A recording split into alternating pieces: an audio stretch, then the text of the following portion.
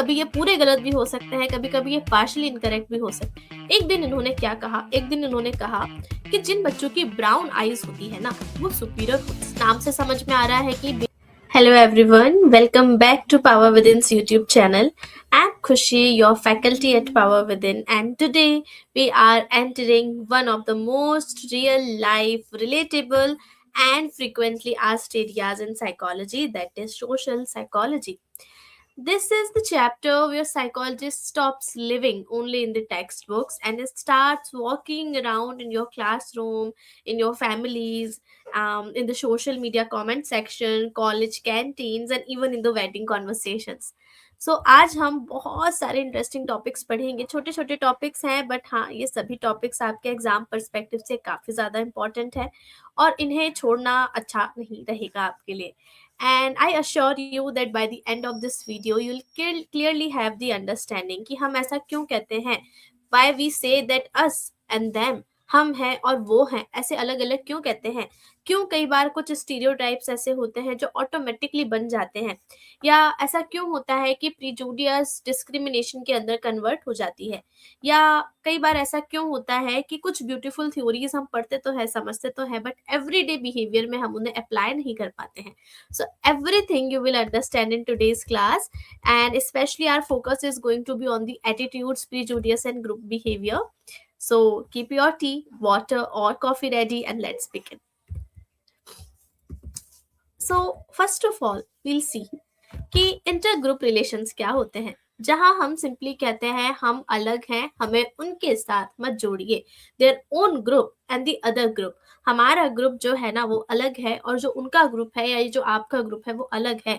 हम जैसे सोचते हैं, हम जैसे फील करते हैं, हम जैसे बिहेव करते हैं, that is quite different from the others. जैसे हम बॉयज और गर्ल्स कर सकते हैं, बॉयज वर्सेस गर्ल्स का ग्रुप हो सकता है, हम साइंस वर्सेस आर्ट्स स्टूडेंट्स का ग्रुप समझ सकते हैं, या हम north Indian versus south Indian समझ सकते हैं, हम private school versus government school समझ सकते हैं, एंड हम एंड्रॉइड वर्सेस आईफोन यूजर समझ सकते हैं, ठीक है।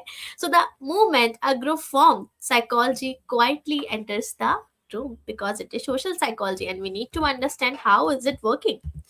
So in the whole unit, in the whole video actually, हम यहाँ एटीट्यूड एक मेजर कंपोनेंट लेकर चलते हैं।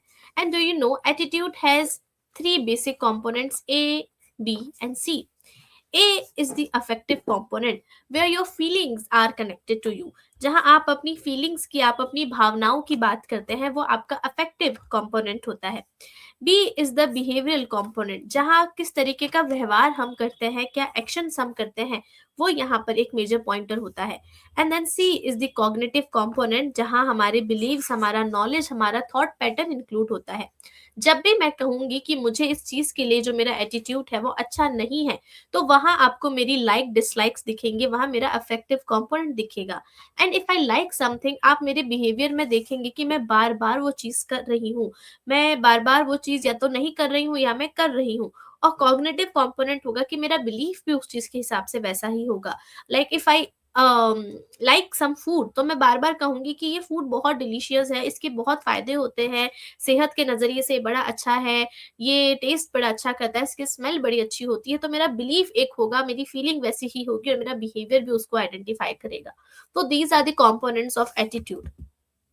And when we talk about this discrimination, us versus them वाली चीज, तो सबसे पहली चीज जो यहाँ हम देखते हैं वो हम देखते हैं स्टीरियोटाइप। सबसे पहला यहाँ पर जो आता है वो स्टीरियोटाइप ही आता है।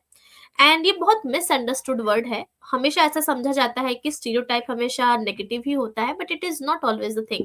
स्टीरियोटाइप आपके इस एटीट्यूड का जो बिलीफ कंपोनेंट है, जो हमने ए बी सी में देखा था कि कॉग्निशन वाला जो हिस्सा होता है, जो आपका बिलीफ वाला हिस्सा होता है, वो होता है आपका स्टीरियोटाइप, ठीक है।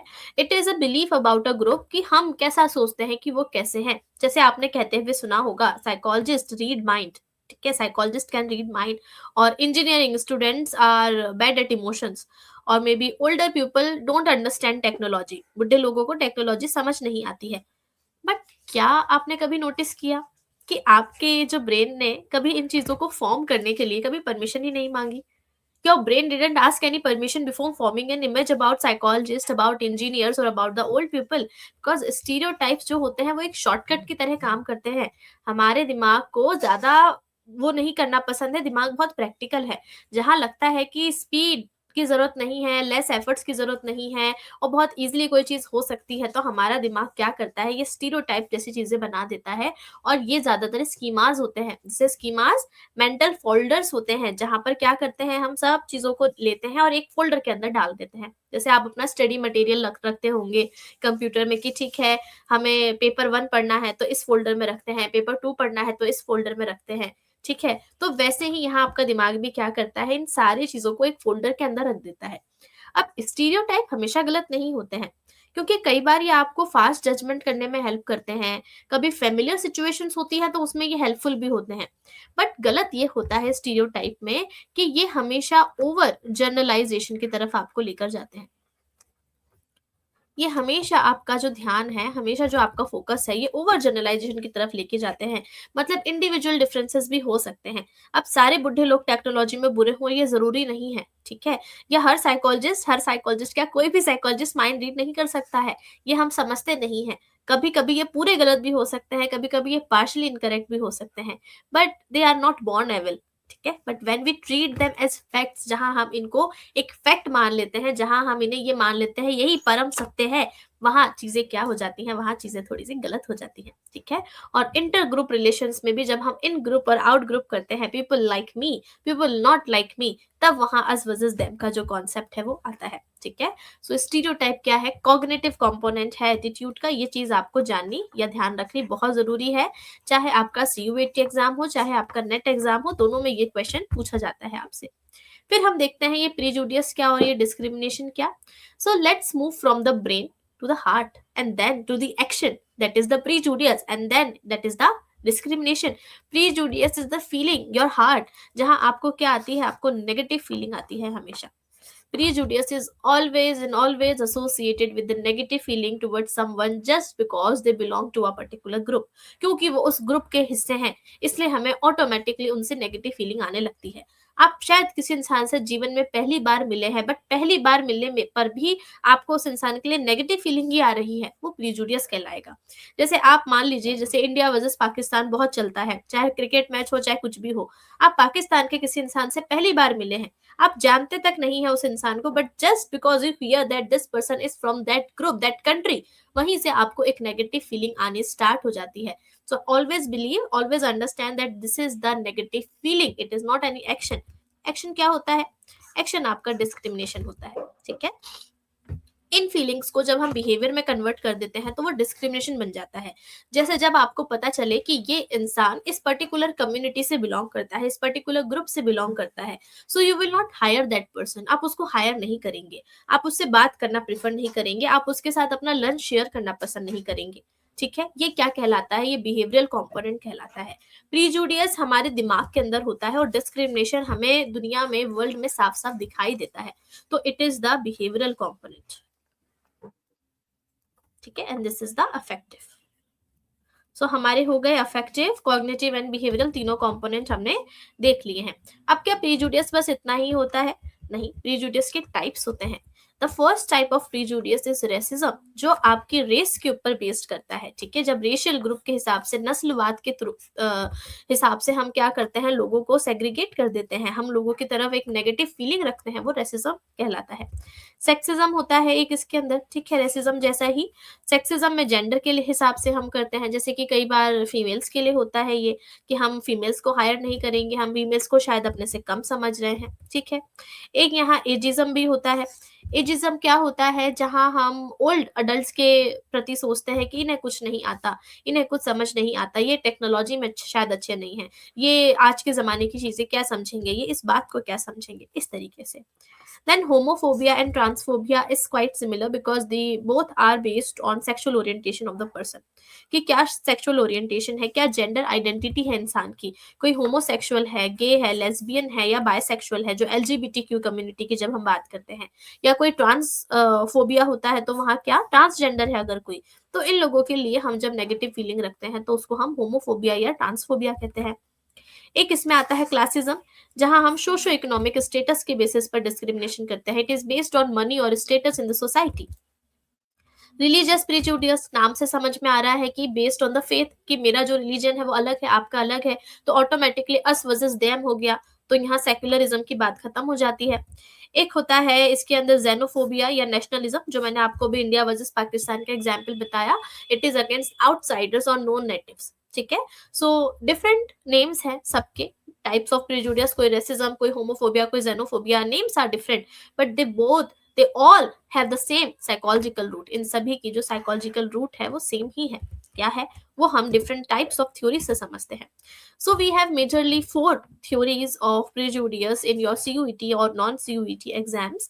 तो हम पहले क्या करेंगे, हम इन सबको वन बाय वन समझते हैं। मैंने यहाँ आपके लिए एक टेबल अटैच कर दी है, it is quite a summary kind of thing, so आपको आसानी से समझ आएगा इससे, और साथ में आपको रिवाइज करना भी इसके लिए इजी हो जाएगा। So let's break each theory with stories. Yes, पहली थ्योरी जो है सोशल आइडेंटिटी थ्योरी है, हेनरी टेचफेल की है। जो बच्चे नेट एग्जाम के लिए प्रिपेयर कर रहे हैं ना, उनके लिए भी ये थ्योरी काफी ज्यादा इंपॉर्टेंट है। ठीक है, क्योंकि ये बताते हैं कि हमारा सेल्फ कॉन्सेप्ट कहाँ से आता है, who we are and which group we belong to. यहाँ से हम देखते हैं और फिर वहीं से हम धीरे धीरे चीजों को कैटेगराइज करना चालू कर देते हैं। Like I am a psychology student, I am from this city, I am from this country, I belong to this community. तो मैं यहाँ से बिलोंग करता हूँ, मैं अपने आप को, मेरी आइडेंटिटी, मैं ये नहीं कह रही माय नेम इज दिस, मैं बता रही हूँ जब भी कोई आपसे पूछता है या कोई भी इंटरव्यू में आप जाते हो and then anybody ask you tell me about yourself, तो आप क्या करते हो, आप अपना नाम बताने के बाद में अपनी कम्युनिटी के बारे में बताते हो, आप अपने शहर के बारे में बताते हो, आप अपने सब्जेक्ट के बारे में बताते हो। दैट मीन्स आप बताते हो कि मैं इन इन ग्रुप्स के साथ में जुड़ा हुआ इंसान हूँ। मैं अगर एक साइकोलॉजी स्टूडेंट हूँ तो मैं साइकोलॉजी के इन एरिया से जुड़ी हूँ, मैं इस शहर के लोगों से जुड़ी हूँ, मैं इस देश के लोगों से जुड़ी हूँ, मैं इस कम्युनिटी के लोगों से जुड़ी हूँ। तो मेरी आइडेंटिटी इनसे अलग नहीं है, क्योंकि ये और मैं एक ही हैं। That is the in group. We are good, we are normal and we are superior, क्योंकि ये हम हैं। तो हम हमेशा अपने लिए क्या रखते हैं, हम अपने लिए हमेशा एक फेवरिज्म रखते हैं। हम हमेशा अपने आप को एक ग्रुप के साथ जब एसोसिएट करते हैं तो खुद को सुपीरियर मानते हैं, और आउट ग्रुप को माना जाता है कि उनका मुझे नहीं पता, उस शहर के लोगों का मुझे नहीं पता, they can be wrong, they can be strange and they can be inferior as well. And why does this happen? Because loving our group boost our self esteem. जब हम कहते हैं हमारा शहर बहुत अच्छा है, मुझे नहीं दूसरा शहर मुझे पसंद नहीं आता, मुझे तो मेरा ही शहर पसंद आता है, दूसरे सब्जेक्ट्स का मुझे नहीं पता, मुझे मेरा सब्जेक्ट बड़ा अच्छा लगता है। तो जब हम अपने ग्रुप की तारीफ करते हैं और उसको बूस्ट अप करते हैं तो ऑटोमेटिकली हमारा सेल्फ एस्टीम भी बूस्ट अप होता है, और स्टीरियोटाइप यहीं से निकल कर आते हैं, और ये हमारे नॉर्मल कॉग्निशन को फिर बाद में डिस्क्रिमिनेशन के अंदर कन्वर्ट कर देते हैं। फिर आता है scapegoat theory. Scapegoat is बलि का बकरा। ठीक है, ever noticed how when things go wrong people want someone to blame. ठीक है, किसी ना किसी को ब्लेम करना चाहिए चाहिए होता है कोई ना कोई, कि जब कुछ गलत जा रहा है तो किसी और के ऊपर इल्जाम लगा दो। जैसे वो डायलॉग है ना, पता नहीं ऐसे सिचुएशन में मैं हमेशा आगे कैसे आ जाता हूँ, दैट्स स्केप गोटिंग। ठीक है, जहां भी फ्रस्ट्रेशन है, इकोनॉमिक स्ट्रेस है या सोशल फेलियर है, हम किसी एक वीकर ग्रुप को ब्लेम करते हैं, क्योंकि वो हमसे बदले में कुछ बोल नहीं सकता, because that is why they are weaker group. तो इससे क्या होता है, हमें टेम्पररी रिलीफ मिलता है, और यहाँ पर हमें क्या मिलता है, थोड़ा सा ऐसा लगता है कि चलो सुपीरियोरिटी में आ गए हम, तो हमने उसके ऊपर इल्जाम डाल दिया, अब now we are completely chill. ठीक है, और एक सेंस ऑफ कंट्रोल की भी फीलिंग आती है। ठीक है, पर ये हॉस्टिलिटी और प्रीजुडियस को और ज्यादा बढ़ाता है, तो it is not good. Then we have authoritarian personality theory. अब ये अथॉरिटेरियन का जो एन है, इससे आप समझ जाएं, एन फॉर नेगेटिव। ठीक है, तो ये क्या है, ये इस तरीके की पर्सनालिटी है जो रूल्स को बहुत रिजिड मानते हैं, परंपरा, प्रतिष्ठा, अनुशासन। ठीक है, तो rules are very rigid, authority is unquestionable, आप क्वेश्चन नहीं कर सकते हैं अथॉरिटी को, या डिफरेंसेस जो बना रखे हैं उसमें अगर आपने क्वेश्चन करने की कोशिश करी तो आपको पनिशमेंट मिलेगी। तो this is kind of dominating kind of thing. So individuals rigid thinking develop करते हैं, ओबीडियंस करते हैं अथॉरिटी को, अथॉरिटी को मना नहीं कर सकते हैं, and they feel aggression toward different people. ये हमसे अलग हैं तो उनके प्रति एक एम्बिग्विटी नहीं रहती है, they dislike ambiguity, they dislike change and they dislike unfamiliar group. Unfamiliar group इनको पसंद नहीं आता है। हिटलर को आप याद कर सकते हैं, हिटलर कैसा इंसान था जिसको वो जो ग्रुप था वो पसंद नहीं था, दैट मीन उस ग्रुप के साथ में वो कुछ भी नहीं चाहता था, कोई इक्वालिटी नहीं चाहता था, कंप्लीटली डिफरेंट चाहता था उनको, या उनको जीना ही नहीं देना चाहता था। That was ethical cleansing. Now we have cultural theory. Cultural theory या कल्चरल ट्रांसमिशन थ्योरी जो है, ये बताती है कि प्रेजुडिस सीखा भी जा सकता है, क्योंकि जब बच्चा पैदा होता है तो वो किसी ग्रुप को हेट नहीं करता। Children don't wake up one day and hitting a group all over the again, ऐसा कभी नहीं होता। They learn from the family conversation. जब फैमिलीज बात करती हैं आपस में, तो बच्चे सुनते हैं कि हाँ ये ग्रुप अच्छा नहीं है, ये लोग अच्छे नहीं हैं, या मीडिया कुछ चीजें दिखाती हैं हमें बार बार किसी के स्पेसिफिक ग्रुप के लिए, तो उसे देख देख कर हम समझते हैं, या सोसाइटी के जोक्स खुद सुन सुनकर हम समझते हैं। तो अगर मीडिया बार बार या सोसाइटी बार बार किसी ग्रुप के बारे में नेगेटिवली बात कर रही है, तो बच्चा वहीं से सीखता है और बच्चा भी अपने अंदर एक नेगेटिविटी डेवलप कर लेता है। And this is how prejudice travels across generations. So we should not take this thing very lightly. तो ये सब चीजें भी क्या करती हैं, ये सब चीजें भी कल्चर से बच्चे को गलत चीजें सिखाती हैं। That is again not at all good. Now do you know 15 दिसंबर से हमारा जो लक्ष्य बैच है, उसका क्रैश कोर्स CUET PG के लिए स्टार्ट हो चुका है। And this is something which you should not take lightly. Why so? Because NFSU is also part of CUET now. Most of the major exams जो हम देंगे, चाहे आप PG में एंट्रेंस लेना चाहें, चाहे किसी और प्रोग्राम में एंट्रेंस लेना चाहें, वो सभी आपके अब CUET PG के थ्रू कंट्रोल किया जा रहा है। और CUET PG को अंडर एस्टिमेट करना is not a good decision. आप किसी भी नॉन CUET एंट्रेंस की तैयारी कर रहे हैं, पर हमें नहीं पता कब वो भी CUET का एक हिस्सा बन जाए।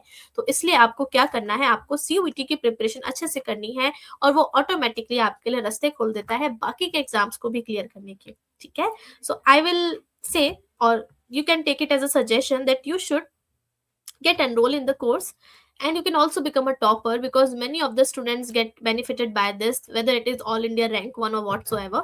It is very necessary कि आप क्या करें, आप जल्दी से जल्दी इस कोर्स में एनरोल करें, बिकॉज प्रैक्टिस स्टार्ट हो चुकी है, रिवीजन स्टार्ट हो चुका है, सिलेबस एक बार ऑलरेडी कंप्लीट हो चुका है। अगर आप ज़्यादा देर करेंगे तो आप बहुत पीछे रह जाएंगे और आप अपना एक साल खराब कर लेंगे।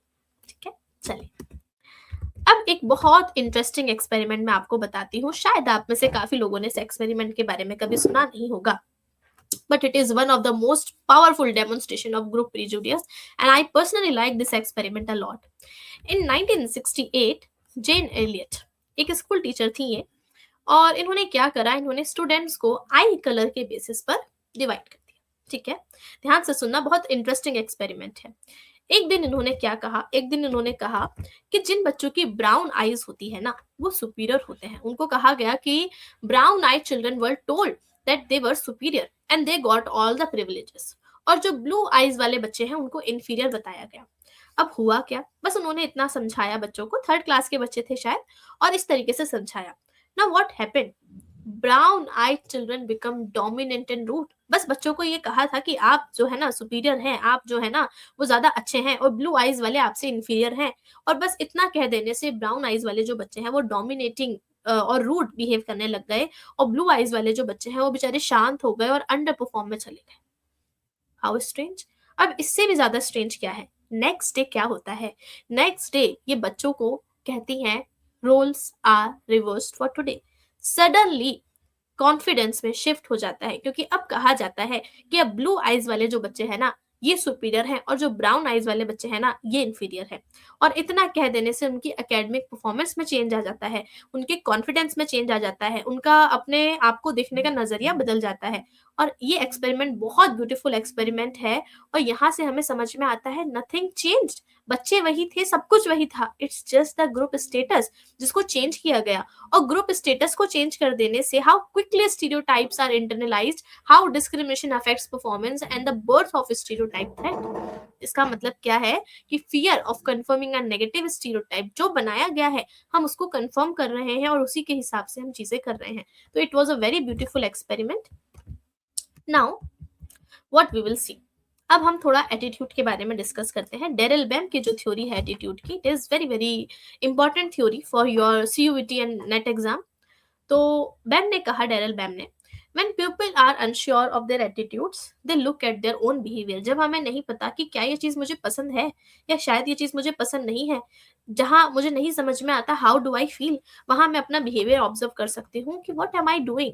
जैसे कि if I keep cycling every day, अब मुझे नहीं, मुझसे कोई पूछे कि क्या आपको साइकिलिंग करना पसंद है, अब मैं ये नहीं बता सकती पसंद है कि नहीं है, बट मैं ये कहूंगी कि हाँ, मैं रोज साइकिलिंग करती हूँ तो शायद मुझे साइकिलिंग करना पसंद है। A man talks enthusiastically about a boring task. और कुछ लोगों ने कहा कि ये बोरिंग नहीं है, तो उन्होंने कहा नहीं, मैं रोज करता हूँ तो शायद ये मैं नहीं कर सकता इसको, या मुझे ये करना पसंद नहीं है, तो मेरे लिए ये बोरिंग है। बट अगर डेली डेली आप वो काम कर रहे हैं तो ऑब्वियस सी बात है कि आपका एटीट्यूड उस काम को लेकर पॉजिटिव ही होगा। अब इन्होंने क्या करा, इन्होंने एक छोटा सा एक्सपेरिमेंट किया, और ये एक्सपेरिमेंट आपको थोड़ा थोड़ा लियोन फेस्टिंजर से सिमिलर लगेगा, बट थोड़ा अलग है। इन्होंने एक्सपेरिमेंट में लिया एक आदमी, और उसको एक बोरिंग टास्क दिया, और कहा गया कि बहुत बहुत इंटरेस्टिंग टास्क है, ठीक है। और कुछ लोगों को उसमें $20 पे किए गए, और कुछ लोगों को उसमें $1 पे किया गया। जिन लोगों को $1 मिला, उन्होंने कहा हमने बहुत एंजॉय किया है टास्क। क्यों? क्योंकि कोई एक्सटर्नल रीजन उनके पास था नहीं, और जब कोई एक्सटर्नल रीजन हमारे पास होता नहीं है तो हम जस्टिफाई करने की कोशिश करते हैं चीजों को। It is quite similar to the Leon Festinger's experiment. और जब आप उनका एक्सपेरिमेंट देखेंगे तो वो इन्हीं से इंस्पायर था, that is why it is similar. Majorly अगर हम डेरल बैम की थ्योरी की बात करें तो इन्होंने यही कहा है, जहां आप एटीट्यूड नहीं समझ पाते वहां आप बिहेवियर देखें, और बिहेवियर से फिर आप क्या करें, एटीट्यूड को समझने की कोशिश करें। Now we have social comparison theory by Leon फेस्टिंजर।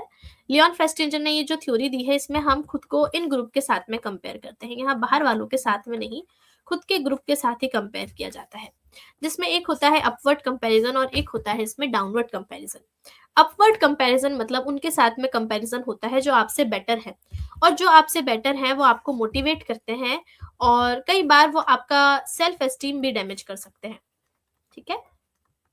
It can also damage your self esteem. जैसे अगर आपके इन ग्रुप में हम आपके दोस्तों की बात करें, आपके क्लासरूम में जो जो बच्चे हैं उनकी बात करें, तो अगर उनका कोई एग्जाम, कोई एंट्रेंस एग्जाम क्लियर हो जाता है और आपका वो एंट्रेंस एग्जाम क्लियर नहीं होता, तो they are better than you, ठीक है। एकेडमिक टर्म्स में वो आपसे बेटर हो गए, तो या तो उन्हें देखकर आप मोटिवेट फील करोगे कि इन्होंने मेहनत करी, इन्होंने पढ़ाई करी, या फिर आप अपना सेल्फ एस्टीम गवा दोगे, ठीक है। फिर होता है डाउनवर्ड कंपैरिजन, ठीक है। डाउनवर्ड कंपैरिजन में क्या होता है, वो इंसान जो आपसे वर्स्ट कर रहा है, ठीक है, आपका एंट्रेंस एग्जाम क्लियर हो गया प्राइवेट के लिए, उसका प्राइवेट का भी नहीं हुआ। मान लो किसी को पब्लिक यूनिवर्सिटी मिल गई तो वो यहाँ आएगा, अब किसी को प्राइवेट यूनिवर्सिटी मिली है तो आपको प्राइवेट मिल गई है। अब कोई ऐसा इंसान है जिसको पब्लिक प्राइवेट कुछ नहीं मिली है, इतना भी स्कोर नहीं आया है कि प्राइवेट यूनिवर्सिटीज भी एक्सेप्ट कर ले, तो वहां आपका सेल्फ एस्टीम जो है वो बूस्टअप हो सकता है। बट इसमें एक नेगेटिव भी रीजन हो सकता है कि शायद आप ग्रोथ ना करें, आप उसी को देखकर सोचते रहें कि चलो मैं इससे तो बेहतर हूँ, मैं कम से कम इससे तो बेहतर हूँ, मैं कम से कम इससे तो बेहतर हूँ, और फिर आप और बेहतर बनने की कोशिश ही ना करें, ठीक है। तो ये दोनों चीजें होती हैं। अब कॉग्निटिव डिसोनेंस थ्योरी की जब हम बात करते हैं, it was given by Leon Festinger, और इनके हिसाब से when beliefs and actions clash with each other discomfort arises, ठीक है। डिस्कम्फर्ट ही यहाँ पर कॉग्निटिव डिसोनेंस है, कॉग्निटिव टेंशन, साइकोलॉजिकल टेंशन, ठीक है। और जब हमारा जो थॉट है, जब हमारा बिलीफ है, और ये चीज जब मैच नहीं करती है, तो ही ये कॉग्निटिव टेंशन होती है, और डिसीजन लेने के बाद में हम अपने डिसीजन को, अपनी चॉइस को जस्टिफाई करने की कोशिश करते हैं, ठीक है। और यहाँ पर बेसिकली काउंटर एटीट्यूडनल एडवोकेसी होती है, जहां पर क्या होता है, व्हेन पीपल से समथिंग दे डोंट बिलीव, जब वो कुछ ऐसा कह देते हैं जो शायद वो बिलीव नहीं करते हैं, तो वो हाई प्रेशर के साथ में एटीट्यूड में बदलाव नहीं लाते हैं। बट अगर लो प्रेशर होता है तो वो एटीट्यूड में बदलाव भी ला सकते हैं, ठीक है। तो this is all for today. ये आज की क्लास का बस एंड था। आई होप आपको आज कुछ सीखने को मिला, कुछ नया सीखने को मिला, या शायद कुछ पहला पढ़ा हुआ जो क्लियर नहीं था वो और क्लियर हो गया है। So today we saw how thoughts become feelings, कैसे हमारे थॉट्स हैं वो फीलिंग्स बन जाते हैं, यानी कि आपके स्टीरियोटाइप्स कैसे प्रीजुडिस बन जाते हैं, फिर फीलिंग्स कैसे एक्शंस बन जाती है, यानी कि प्रीजुडिस कैसे डिस्क्रिमिनेशन में चली जाती है, ग्रुप्स अपनी आइडेंटिटी कैसे शेयर करते हैं अस वर्सेस देम, और कैसे कैसे अलग अलग थ्योरीज हैं जो हम डेली लाइफ में देखते हैं बट रियलाइज नहीं करते हैं कि कैसे क्या चीज वर्क कर रही है। तो if this video helped you, like, share and subscribe, and tell me in the comment section which theory felt the most real to you. Until next time, keep learning psychology, not just for exam but also for understanding people. Okay, so bye bye, take care and see you soon.